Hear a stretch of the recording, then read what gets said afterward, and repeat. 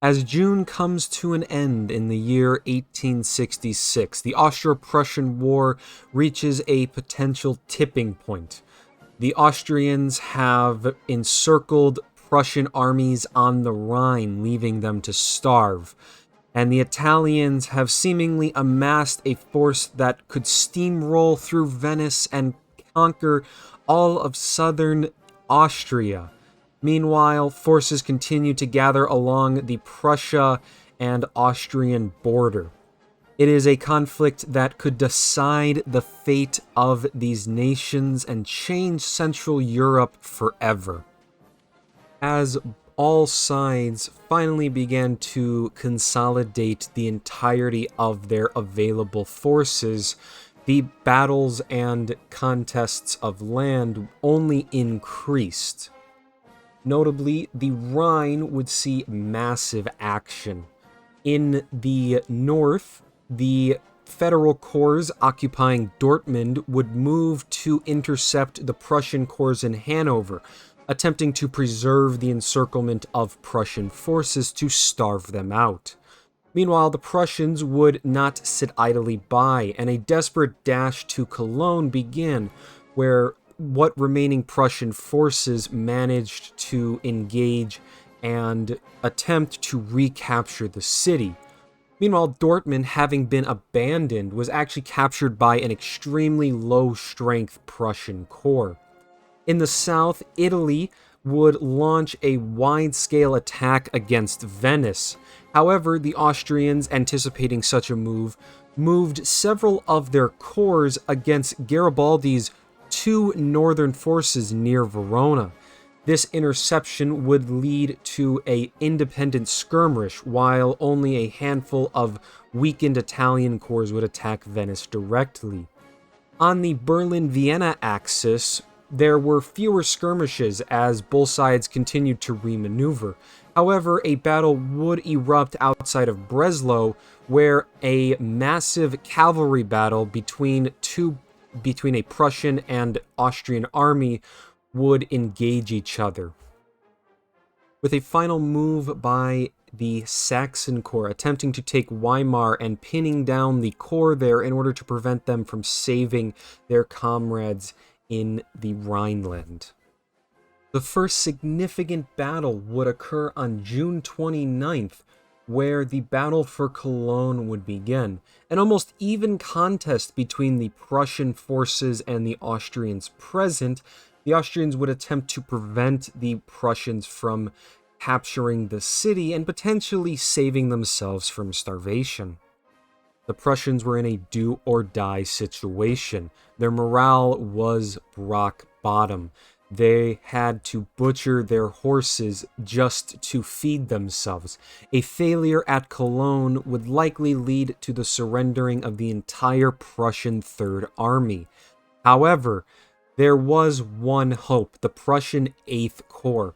Practically full strength, this elite formation had previously saved the Prussians from an encirclement at Cologne, and now all hope was placed upon them in order to break the Austrians and recapture the city. It was a long and grueling battle, but at great cost, the Austrians were overran and ejected from Cologne. Forced in a hasty retreat, the Prussian Eighth Corps, for the second time in this war, had performed a miracle and has potentially saved the Prussian Third Army from complete disaster. Jawohl, Herr General. Bin auf dem Weg.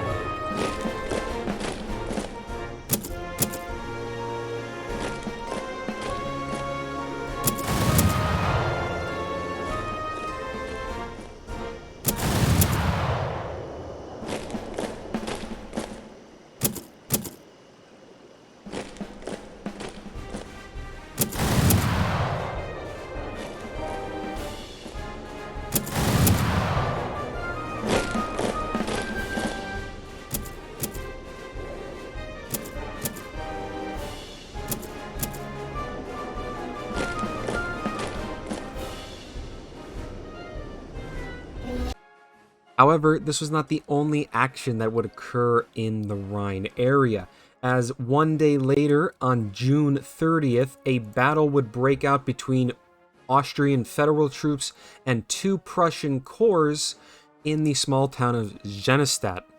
This battle would decide whether or not the pocket remains in effect. If the Prussians could overcome and break through, they would be able to bring supplies in and relieve their starving allies. However, if the Austrians were managed to drive back these two corps from Hanover, it would leave the Prussian forces encircled and likely to still starve out before they could be saved. As both sides began to meet outside of Jennestadt, the weather took a turn for the worse and heavy rains began to pour. It is in these conditions that the battle broke out, and after nearly 3 days of combat, the Prussians would manage to break the federal troops, overrunning their positions and opening a new corridor for supplies to flow into the Rhine. This miracle at the Rhine had opened and saved the Prussian Third Army and prevented a complete disaster. Although the Rhine had been saved, not everywhere was going as well for the Prussians. As outside of Breslau, in the small town of Haasdorf, the Prussians and Austrian cavalry would clash in one of the largest cavalry battles seen at the time. Not since the Napoleonic Wars had such a large cavalry force met each other, and it would serve as probably one of the largest mass cavalry battles to be seen in history. At first, neither side wanted to commit to the battles. However, the Prussians slowly began to be lured into a trap, and Austrian cavalry would deal a decisive blow in a countercharge that would shatter the Prussian line. In fact, this was such a devastating charge that not only would they completely destroy the cavalry forces, but large amounts of Austrian forces would continue to raid and attack Prussian infantry resting in camps. The slaughter was immense, and it left almost an entire corps of Prussian forces laid low in the field, driving the Prussian forces back and leaving Breslau easy for the taking. The battle began on July 12th, and only 2 days later, on July 14th, several Saxon commanders were relieved of duty, with the general instigating this action being court-martialed and tried for defying orders from the Austrian High Command. Shifting over to the Italian front, two major battles would occur during this time period. The first one being the Battle of Bovalone, occurring on July 4th, where Garibaldi's Red Shirt Corps would meet two Prussian corps in the town of Bovalone, just south of Verona. This action was an attempt by the Austrians to deny Garibaldi's intervention in Venice, allowing them to better attack and defend the city from a otherwise overwhelming amount of Italian troops. An almost even fight, Garibaldi's forces would be unable to break through, and it was a close battle and would end with a draw. The Italian forces would conquer Verona, which was undefended, but they would not be able to break through and would take modest casualties, with them inflicting about the same number on the Austrian forces. Sì, generale, consegno I vostri ordini.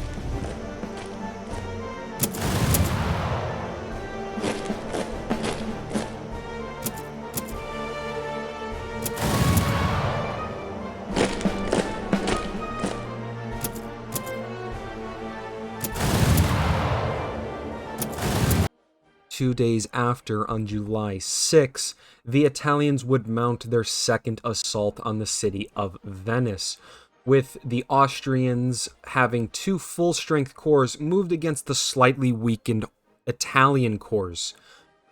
The Austrians were outnumbered, and a second Battle of Brenta would begin. However, with the denial of Garibaldi's forces and his red shirts, the Italians were fighting with less than their highest quality troops.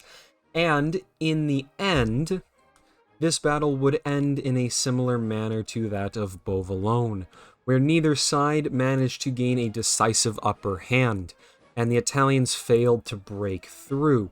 Both sides would take casualties, but not much would change in the way of territory, and at least for now, the Austrians had managed to prevent the Italians from breaking through and capturing Venice. The overall fallout from this series of conflicts was significant. The Austrian forces had been beaten back almost everywhere, their greatest success being around Breslau, where they mauled a Prussian corps. In the Italian front, they had managed to hold back, but were still now outnumbered and unable to make any headway. And on the Rhine, the Prussians had pulled off a miracle, not only retaking Cologne, but also Dortmund and opening supply channels again. This defeat, in fact, completely lost the faith of the Hanover Corps, and it would surrender and become a neutral state within the conflict, further stripping the Austrians of their forces. There is much left to be decided, but a nearly guaranteed win for the Austrians has slipped through their fingers, and the Prussians may be able to return and fight and win this war still. All, however, shall be decided shortly. The war will not drag on for much longer, and the final climactic battles will be upon us soon. If you enjoyed this video, again, make sure to like and subscribe. It helps the channel grow, and a lot of people seem to have overall enjoyed this series. There's one last part that will end with the final turn and series of battles alongside the conclusion, and this will likely appear in the near future, so you don't want to miss out on the epic conclusion. After that, there's also going to be a variety of fire and maneuver content among other games. So, thank you for sticking around. Let me know down in the comments below, what did you think of this overall event? And otherwise, thank you for watching, and have a good day.